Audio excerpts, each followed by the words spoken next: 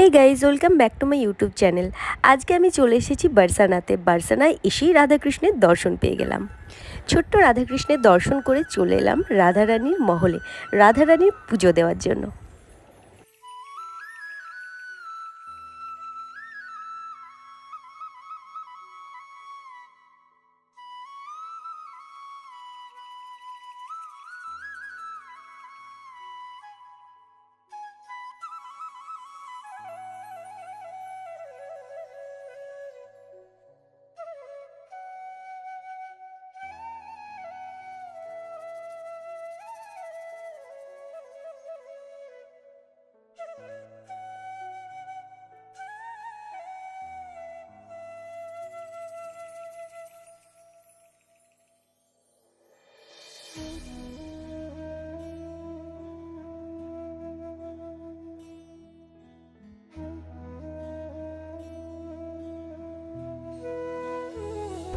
এখন আমরা রয়েছি বার্সানাতে।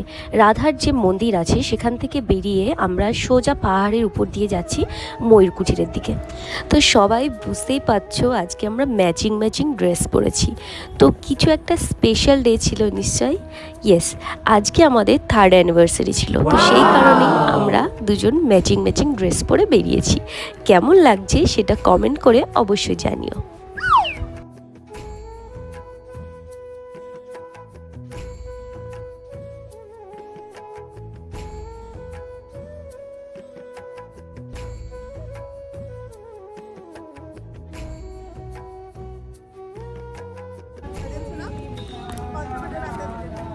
কেমন লাগছে? একদম ভালো না। তোকে জিজ্ঞেস কেমন লাগছে? ভালো না।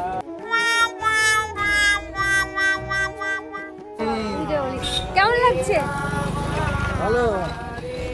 খুব ভালো লাগছে। বার্সানা এসে কেমন লাগলো? খুব ভালো লাগছে, খুব ভালো লাগছে। তোমার কেমন লাগছে? বৃন্দাবন আবার আসবে? অবশ্যই। যে একবার আসবে সে বারবার আসবে। আমরা এখন পাহাড়ের মাঝখানে যে রাস্তা আছে রাস্তা দিয়ে হাঁটছি। এই যে দু সাইডে গাছ লাগানো। হরে কৃষ্ণ, রাধে রাধে। আমরা এখন যাচ্ছি ময়ূরকুঠির। এটা হচ্ছে ময়ূরকুঠ যাওয়ার রাস্তা। অনেকগুলো রাস্তা আছে, আমরা এই রাস্তাটা ধরে যাচ্ছি। একদম ফাঁকা রাস্তাটা, খুব সুন্দর, তোমরা দেখতেই পাচ্ছ।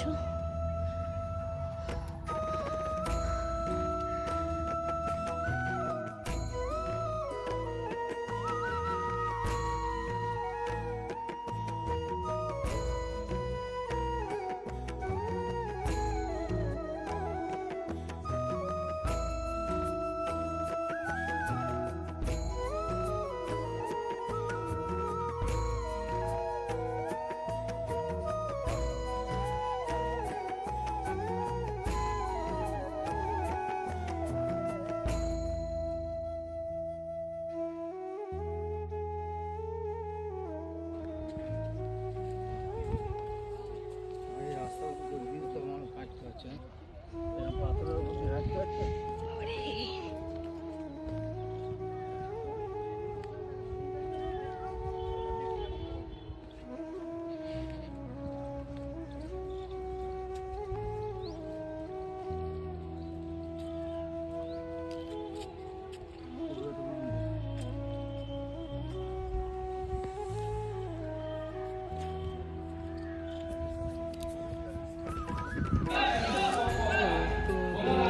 এখন আমরা রয়েছি নন্দগাঁও। এই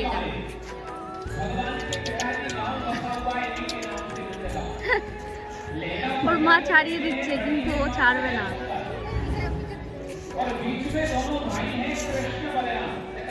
পাপড় খাচ্ছে, কি ফাটাফাট খাচ্ছে।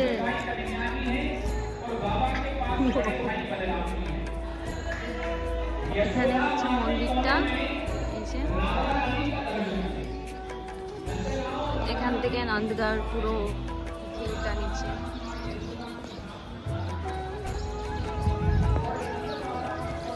নন্দগাঁও থেকে বেরিয়ে আমরা চলে গেলাম গোবর্ধন পর্বত পরিক্রমা করার জন্য। তো সেখানে এসে প্রথমে আমরা চলে এলাম কুসুম সরোবরে। समझो ना तो वापस गाड़ी हां हां এখন আমরা রয়েছি গোবর্ধন পর্বত পরিক্রমা করার পথে। এটা পরে, এটা হচ্ছে কুসুম সরোবর। দেখতে অপরূপ সৌন্দর্য, দেখো কতটা সুন্দর, খুব সুন্দর দেখতে।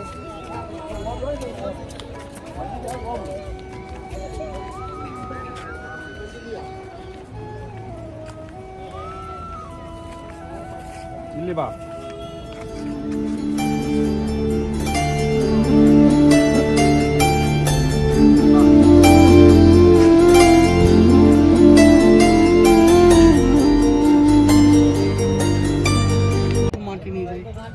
এখান থেকে এখন আমরা রয়েছি গোবর্ধন পর্বতের কাছে। এই যে পর্বতের ধ্বংসাবশেষ পড়ে আছে। আস্তে আস্তে যত কলিযুগের শেষের দিকে আসবে, শুনেছি তত পাহাড়টা তত মাটির তলায় মিশে যাবে। তো আগে অনেকটা উঁচু ছিল, এখন আস্তে আস্তে নিচু হয়ে যাচ্ছে। এই যে পাহাড়ের ধ্বংসাবশেষ, সেই পাথর যেগুলো ৫,৫০০ বছর আগে এখানে উপস্থিত ছিল।